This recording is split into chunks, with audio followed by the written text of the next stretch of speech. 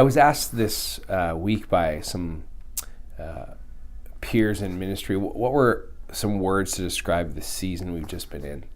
And I used two words. I used the words wrecked and raw. And our journey in the last 2 weeks has been like a roller coaster of everything.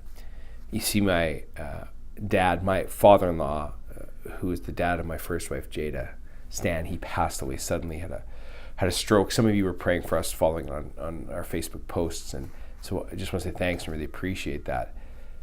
But you come into the season where you're just in the midst of shock and grief. So warning, this is a bit raw for me. But in the seasons of that, what do you do when you feel so wrecked by the circumstance of life? Now, he was a believer. He was a pastor. We know he's like with Jesus now. And it's amazing. But here we are left in the place that is just painful and hurtful.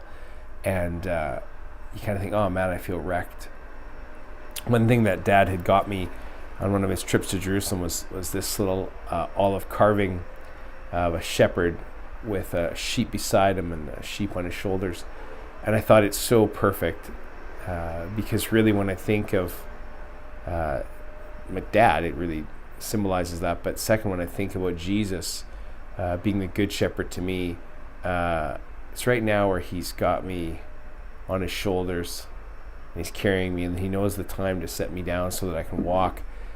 But that is really where I think my faith really becomes real. When we're in the midst of the season of mourning and in loss, like this is where it gets really real. Either Jesus can carry me through this, even when it's tough, or this gospel, this love, this Jesus is small. But today, as I sit here feeling wrecked and raw, I know that I have a good shepherd in Jesus that wants to carry me. And as a pastor, it's sometimes hard to let yourself be carried because part of what we do is carry others. But to let ourselves be carried by Jesus through these times.